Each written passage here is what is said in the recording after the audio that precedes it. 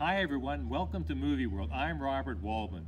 Beautiful West Coast evening from Canada's West Coast, British Columbia. Hope everybody is doing well. Today, it's time for a classic movie, one of the best movies ever in my opinion, if you like action movies. 1967's classic, The Dirty Dozen. 12 people, 12 men. Now, many of you probably have seen this movie, but I'm telling you, it's really worthwhile seeing again, especially if you want to refresh your memory to see one of the best acted movies that's male-oriented, I guess, with the adrenaline pumping, with a great cast. The movie stars, amongst others, Lee Marvin, who plays Major Reisman. Now, Lee Marvin is an accomplished actor, and under the direction of Robert Aldrich in a United Artists MGM movie, he can't go wrong.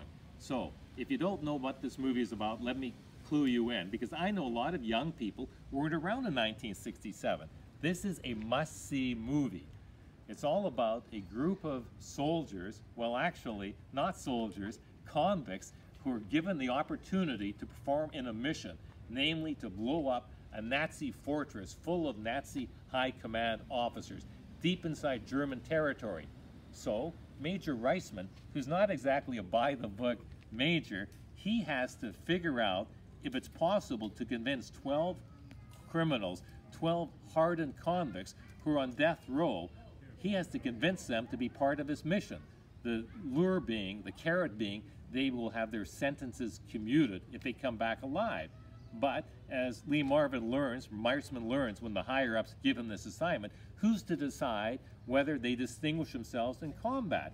So it's not really a fair trade-off for the soldiers, or the would-be soldiers.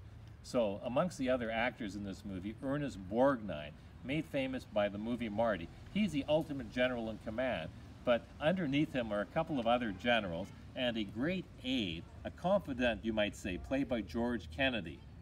Richard Jekyll also is a sergeant-at-arms who's in charge of the training of these men. It's not an easy task. Who are these soldiers in question? Well, how about Telly Savalas? He plays a character named Maggot, and his crime is, I guess, unfortunately attacking women. He's just a crazy, psychopath. The other actors in the police include Trini Lopez, great Latin singer who stars as Jimenez. He's a little bit shy at times. And you have Clint Walker. He's a tall, brooding, I believe with Aboriginal blood. He stars as Posey. He's the type of guy that you don't want to push around, because if you push around him, he may push back. That's part of a training that Reisman gives these soldiers. Who can also forget Canadian Donald Sutherland, who gets to play incognito, a general who is served up on a platter to Colonel Breed, who the group of soldiers, or would-be soldiers, have to visit as part of their training. And that visit to Colonel Breed's camp, played by Robert Ryan, doesn't exactly go as script, because this is supposed to be a secret assignment, and nobody is supposed to know about who these men are or what their assignment is, except that 12 cohesive unit. The movie also features Nick Cassavetes as Franco. Franco was just a crazy guy who you can't train. He doesn't believe in authority, but naturally Reisman manages to get his confidence. That's how good a movie this is. You're able to turn these hardened criminals into a tight fighting force.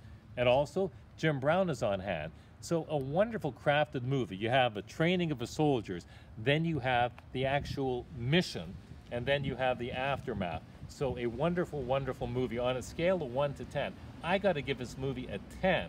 It's so good, it's so entertaining. It's a 2.5 hours long, but it just goes like clockwork. Very enjoyable escapist fare. Robert Waldman for Movie World. Thanks for watching. Hope to see you soon.